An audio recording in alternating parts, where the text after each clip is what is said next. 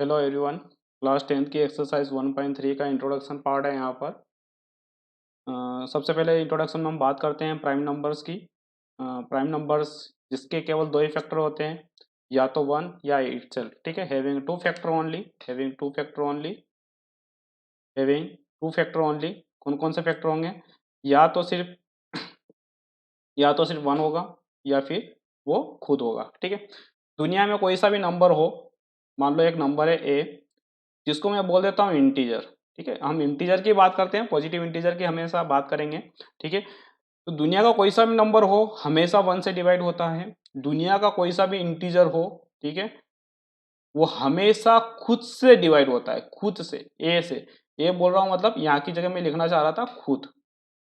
ठीक है, तो दुनिया में कितने भी इंटीजर हो, वन से डिवाइड हमेशा होता है। दुनिया का कोई सा भी नंबर हो खुद से डिवाइड हमेशा होता है अगर इंटीजर है तो।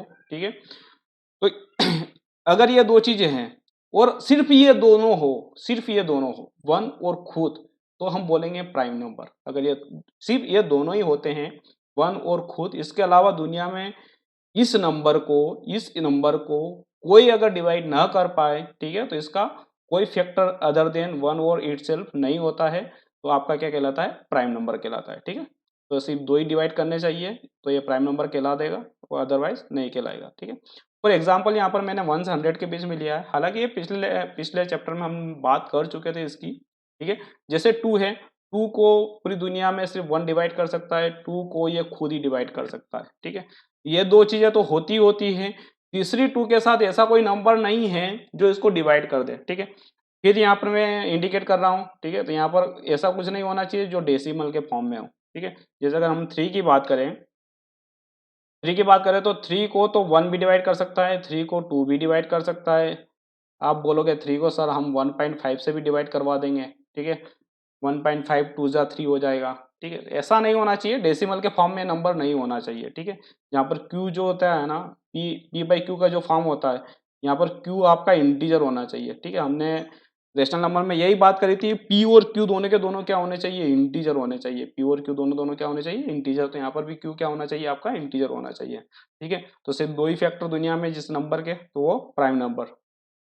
अगली बात करते हैं कंपोजिट नंबर की। कंपोजिट नंबर मतलब कि मोर देन टू फैक्टर। अगर हमने यहाँ पर वन फैक्टर की बात करी कि दुनिया का कोई सब नंबर अगर वन से डिवाइड होता है, जो खुद से डिवाइड होता है, तो ये तो होगा ही होगा। ठीक है, अगर तो कोई नंबर लोगे आप, तो ये तो दो होंगे होंगे, लेकिन अगर तीसरा कोई इसको डिवाइड कर गया, एक नंबर है कोई सा भी, मान लो एक नंबर ए है जिसको वन डिवाइड करता है, एक नंबर ए है जिसको वो खुद से डिवाइड होता है, और इस ए को कोई तीसरा भी डिवाइड कर गया, तो आपका क्या हो जाएगा? मोर देन टू फैक्टर हो जाएगा। अगर मोर देन टू फैक्टर हैं, having more than two factor, तो वो आपका क्या कहलाएगा? कंपोजिट नंबर कहलाएगा।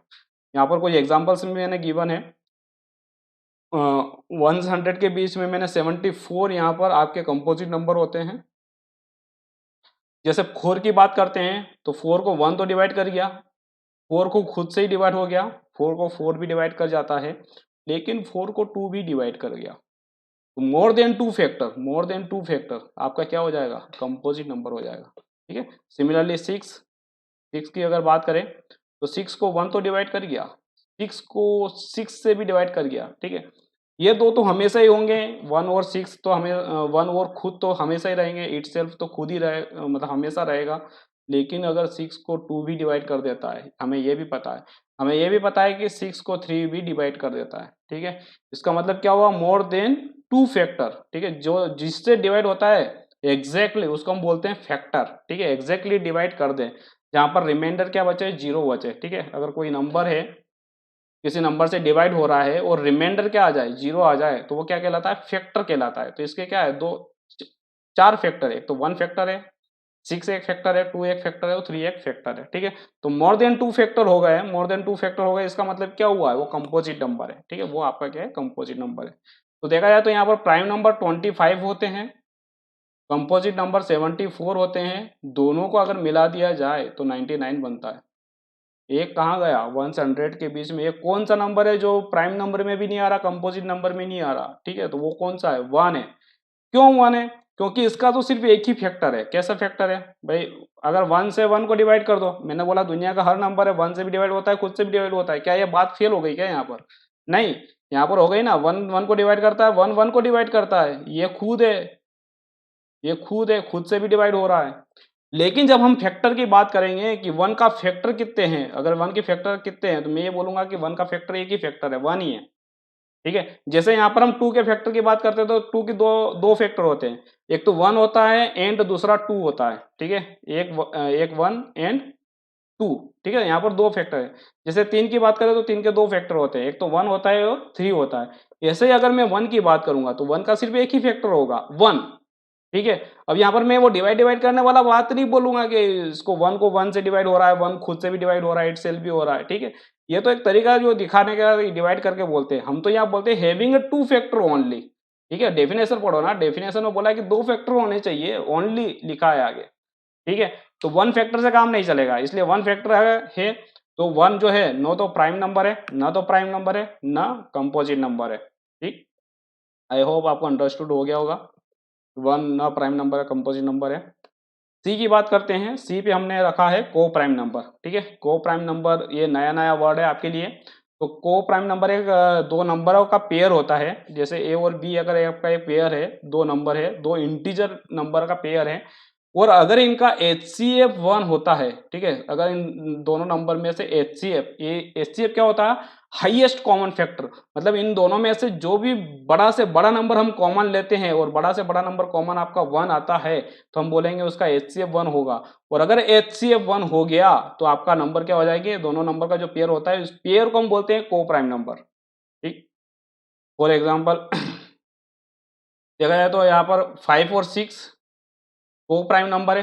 हाईएस्ट कॉमन क्या ले सकते हो 5 में और 6 में, दोनों में से हाईएस्ट कॉमन क्या ले सकते हो, 1। 1 क्या हो जाएगा आपका HCF हो जाएगा, जो भी हाईएस्ट कॉमन आता है किसी भी गिवन नंबर में से वही आपका HCF होता है। अगर HCF 1 है तो ये दोनों क्या हो जाएंगे, को प्राइम नंबर हो जाएंगे, को प्राइम नंबर। ठीक है, तो यार जरूरी नहीं है कि इंडिविजुअली ये प्राइम नंबर रहे।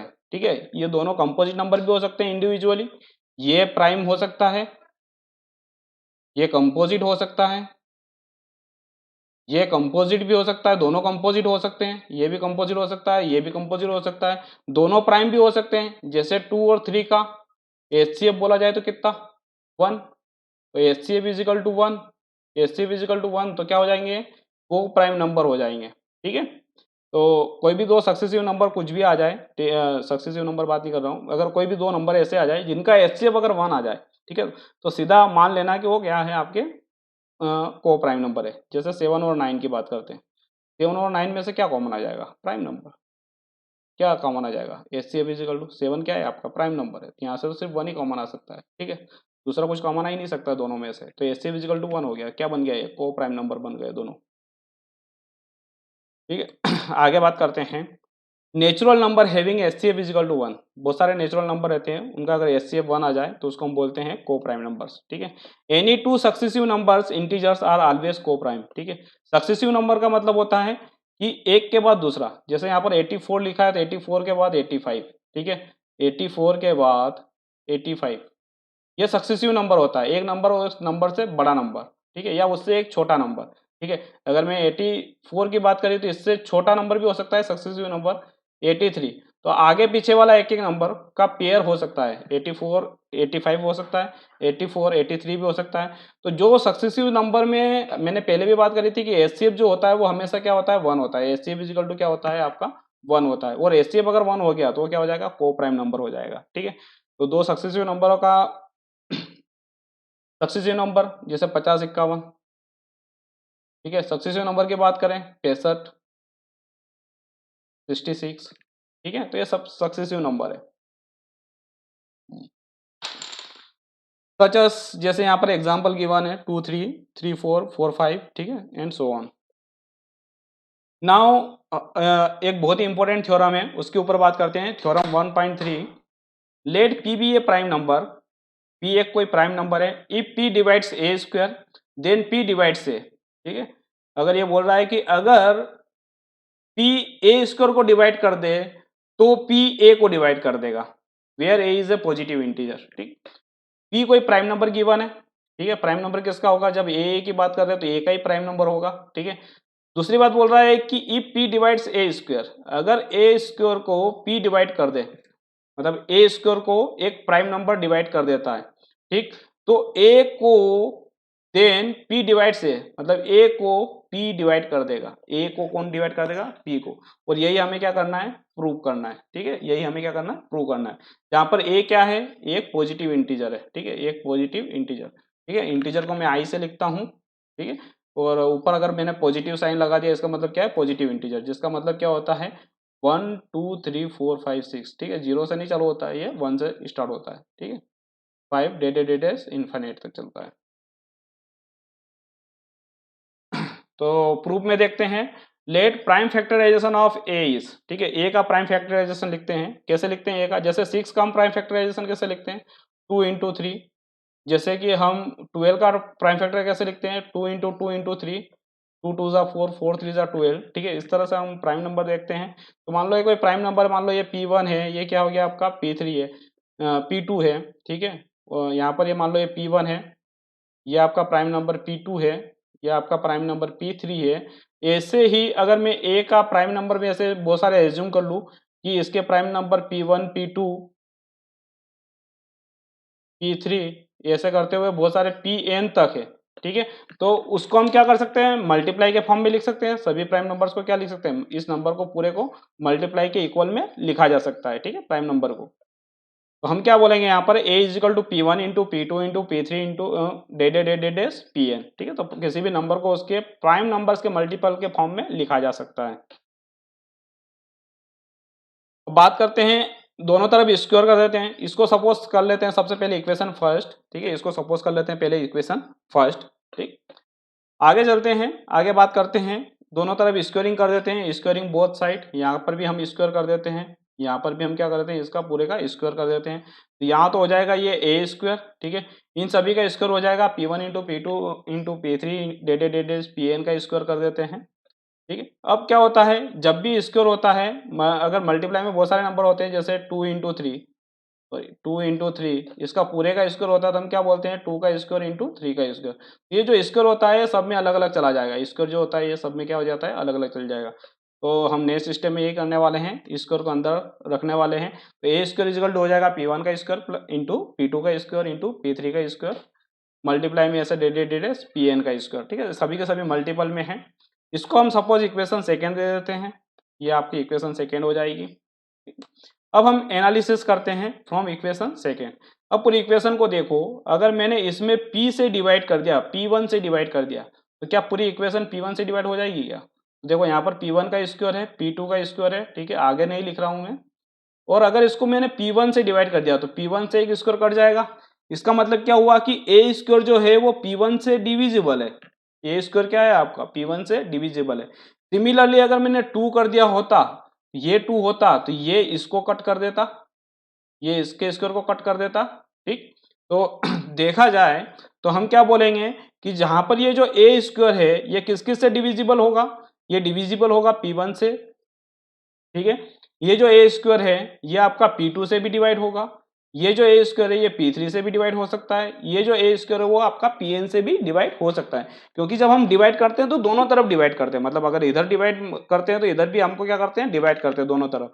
तो अगर इधर पूरा डिवाइड हो गया मतलब ये आपका क्या हो गया, पूरा डिवाइड हो गया। तो हम क्या बोलेंगे from equation second, A square is divisible by P1 P2 P3 and Pn, ठीक है। तो अगर ये सभी Pn से डिविजिबल है, एंड उसी टाइम हम क्या बात करते हैं फ्रॉम इक्वेशन सेकेंड, अगर from equation second sorry equation first से क्या बात करते हैं, उसी टाइम हम इक्वेशन फर्स्ट से बात करते हैं कि जो अगर ये नंबर है तो ये नंबर उसके फैक्टर से एग्जैक्टली डिविजिबल रहता है, प्राइम फैक्टर से एग्जैक्टली डिविजिबल है। मतलब ए P1 से भी डिवाइड होता है, डिविजिबल है, ए आपका P2 से भी डिविजिबल है, ए आपका P3 से भी डिविजिबल है, ए आपका Pn से भी डिविजिबल है, ठीक है। तो अगर ये सभी से डिविजिबल है तो A is a divisible by P1 P2 P3 and Pn, ठीक है। तो हम दोनों से कंक्लूजन निकालते हैं, क्या कंक्लूजन निकालते हैं, हम ये देखते हैं कि अगर ए स्क्वायर P1 से डिविजिबल है तो हम ये बोलेंगे कि ए आपका P1 से डिविजिबल है। अगर ए स्क्वायर आपका P2 से डिविजिबल है हम ये बोलेंगे कि ए स्क्वायर सॉरी यहाँ पर जो ए है, ए जो है वो आपका P2 से डिवाइड होगा, ठीक है। सिमिलरली हम 3 के लिए बात कर सकते हैं कि ए स्क्वायर P3 से डिविजिबल है, डिवाइड हो सकता है, तो ए आपका P3 से डिवाइड हो सकता है। ठीक है, तो दोनों थ्योरम से, दोनों इक्वेशन से हम ये कंक्लूजन निकाल सकते हैं। क्या कंक्लूजन निकाल सकते हैं कि if A is any number, अगर ए कोई नंबर है, ठीक है, और P is a prime number, तो यहाँ पर पी कोई प्राइम नंबर होगा। ठीक है, बाकी जो भी चलेगा, यहाँ पर P2 P3 P4 कुछ भी हो सकता है, P3, ठीक है, ऐसे चलता रहेगा। अगर ए पी से डिवाइड होगा, ठीक है, A is a number and P is a prime number, अगर पी एक कोई प्राइम नंबर है, then A square divisible by P, तो ए स्क्वायर आपका क्या हो जाएगा, पी से डिवाइड होगा, एंड आल्सो उसी टाइम पे क्या होगा, आपका ए जो होगा वो भी क्या होगा, पी से डिवाइड होगा। ठीक है, तो इन दोनों इक्वेशन से हम क्या प्रूव कर सकते हैं, इन दोनों इक्वेशन से हम क्या प्रूव कर सकते हैं, ये प्रूव कर सकते हैं कि ए स्क्वायर आपका क्या होता है, पी से डिवाइड होगा, तो ए आपका किस से डिवाइड होगा, पी से डिवाइड होगा। ठीक है, तो ये आपका यहाँ पर प्रूफ भी हो जाता है, दोनों इक्वेशन हमने यहाँ पर क्या करा है, इसका प्रूफ भी कर दिया है। ठीक है, इतना ही इसका प्रूफ रहता है। ओके, अगर कोई प्रॉब्लम हो तो आप कमेंट कर सकते हैं, अगर आपको और भी डीप में समझना है या फिर कुछ और टॉपिक पे बात करनी है तो आप कमेंट कर सकते हैं। ठीक है, तो आपका इंट्रोडक्शन पार्ट यहाँ पर खत्म होता है। Thank you.